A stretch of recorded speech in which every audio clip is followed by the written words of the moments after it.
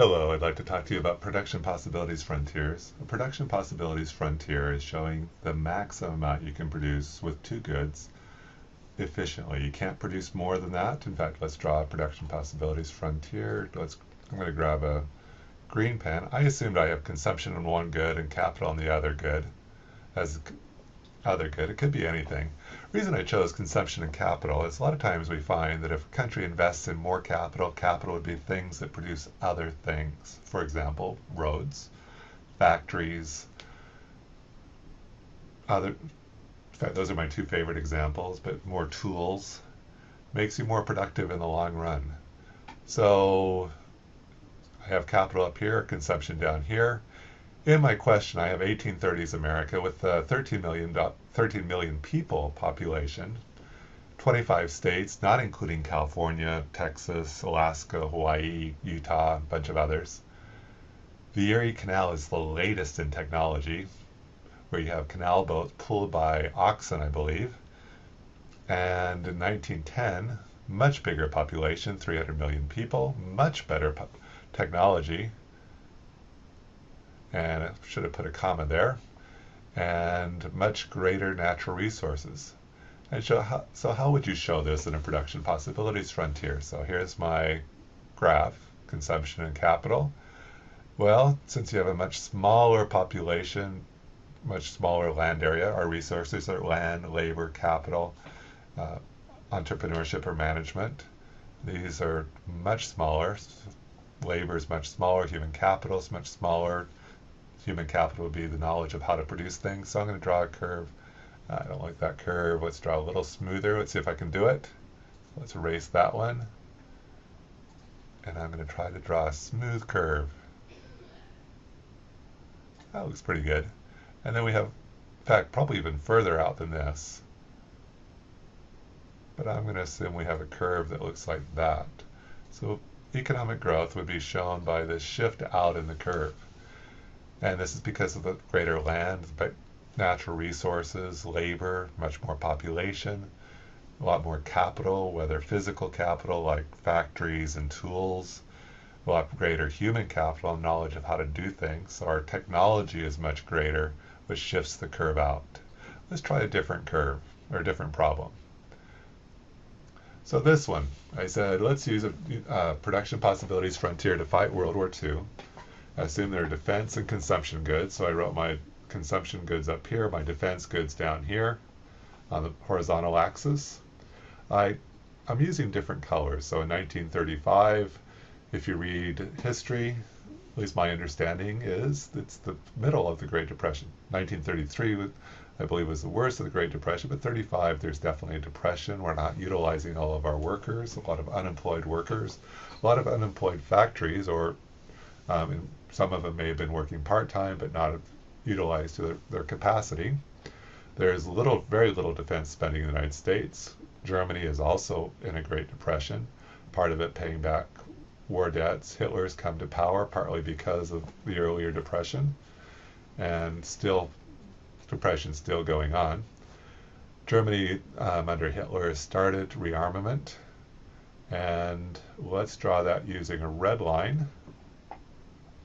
So I'm going to put it right about here in the United States. This is going to be U.S. over here. Underneath here, Germany over here. And Germany wasn't quite as big, but I'm going to, just for easier to show, I'm going to assume they're right about there. So, yeah, United States is much bigger economy at that time. But I'm also going to show the United States producing inside the curve because we have a depression. So here's the consumption level in 35 and the defense spending in 35. It's supposed to be a straight down line. I guess I could have just gone up here and made my own line, but I wanted to draw it. I like to draw. Germany is in rearmament, so I'm going to draw them a little bit further over toward defense spending over here and inside the curve because of the depression. So I does that look good? This is the point right here.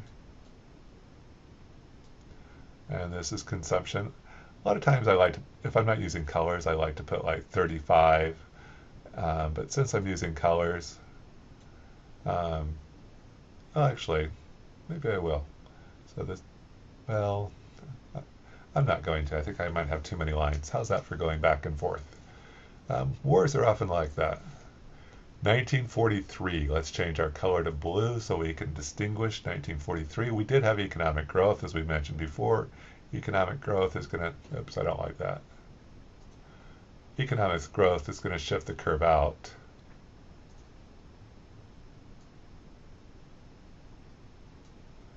And we also had economic growth with Germany. Part of the reason for economic growth was Germany. They annexed Austria. They annexed part of Czechoslovakia. They have more factories, more roads. Hitler built a lot of roads to make it easier to move things around the country. We're going to assume efficient production. Now, mainly defense. So I'm going to draw it. We don't know what happened to consumption. We know we're somewhere over here, but if we're up here, we'd have more consumption. Here, we'd have the same amount of consumption. Down here, we'd have less consumption. We have to have some consumption because people working in the factories need to eat something. And they did have, even though there's rationing, they did have some gasoline. So I'm going to draw it about the same as the Great Depression. So a lot more defense spending, which is true. Now I'm not sure where it was relative to consumption over here, but I'm going to assume consumption was the same as the Depression. In fact, I remember watching a documentary about a woman who mentioned that because of rationing of flour, she married her husband, was about to go back to I don't forget whether he was in the Pacific Theater or the European Theater to fight. He was a soldier, and there was not enough flour for her wedding cake, to be used for a wedding cake. And so actually the people in the bakery got together, put their rationing coupons together in order to get her enough flour for her wedding cake. And then over here, Germany, similar case. Most goods were being put in defense. So here's defense over here. I'm going to assume the same amount of consumption, so they're basically the same as in the Depression. I'm going to put them on the curve. And then in 1946, we had economic growth in the United States. I need to switch to black because to show my 1946, there's our economic growth. In the United States, we didn't put much in terms of defense, but more than, it doesn't say it here, but I think there was more than the Depression. So I'm going to put a point up here somewhere. So here's, excuse me, consumption up there, defense down here. And so we started out here at point, actually let's put that in red. And let's erase what we have right there. So we'll say we start at point, oops, forgot to put it in red. Point A there, then blue, point B, and then we put in black, point C, and likewise in Germany, I'm going to go to black here. Well, German cities were destroyed, millions were dead, country was much smaller, and so we are going to put this. Let's redraw that.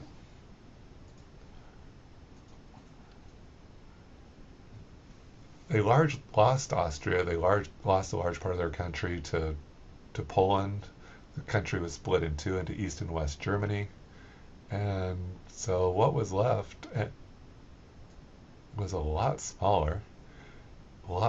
Millions of people had died. Cities were leveled. And so there was a huge reduction in the production capacity of Germany. And there was no defense, so they're at a point over here, and the economy had fallen apart. So they're in another depression, basically, down here. And so let's draw this as point C. So we started out here at point A. Then we went to blue. There's blue right here. Point B. And then over here, black would be point C with no production, no defense production. So I think this is a good way of showing the effect of production possibilities curves and illustrating a very dire situation. In fact, I was concerned about using World War II because so many people died. It was such a difficult time for so many people. But I think it shows the economic growth and decline of countries, especially in the case of Germany. One thing we did not mention, the slope of these curves shows opportunity costs. So as a country puts more stuff into defense, so let's say we just use the blue line in America, we could have been up here in consumption, but because we were fighting a war, it meant people went without, and a lot of goods went into war production. And the slope of these curves shows that cost. So I hope this helps in better understanding production possibilities frontiers, and we'll talk to you later.